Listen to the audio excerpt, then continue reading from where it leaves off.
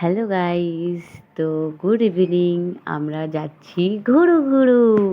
তো আমার মামা শ্বশুরের মেয়ে জামাই, তারপরে মাসি শাশুড়ির মেয়ে জামাই সবাই বলল যে চল কোথাও থেকে ঘুরে আসি, তুই যেহেতু এসে তো এখানে থাকিস না। আর আমি সত্যি এখানে আসলে পরে খুব মানে কম মানে আসি তো 6 দিনে, এখানে 6 দিন বাপের বাড়ি, তারপরে চলে যায় মুম্বাই, থাকা হয় না। আর এদের দুজনের বাড়িতে আমার তেমন আসা হয়নি।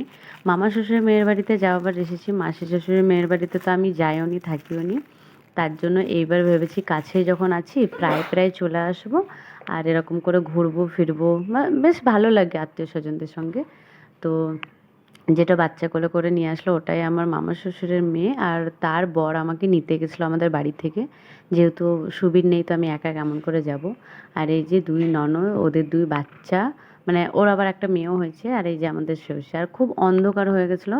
আমরা যেতে চেয়েছিলাম একটা পার্কে, তবে পার্কটা বন্ধ হয়ে গেছিলো যেহেতু 6টা বেজে গেছিলো।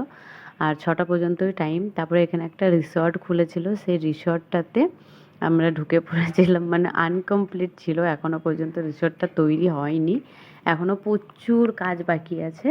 তো যাই হোক, ওইটুকুর মধ্যেই আমরা একটু একটু মানে ঘুরে নিলাম, বেশ একটু একটু ক্লিপ নিয়ে নিলাম, ভালো লাগলো। আর ফটো তেমন আসছিল না যেহেতু প্রচণ্ড লাইট দিয়ে দিয়েছিল। আর আজকে হলো গিয়ে ওরা আর কি কিছু একটা পার্টি রেখেছে হবে, তো ভেবেছিল যে আমরা বোধহয় ফ্যামিলিটা মিলে চলে গেছি। পরে আমরা বললাম না না, আমরা জাস্ট এই লোকালেরই আমরা ঘুরতে এসেছি। তো মাসির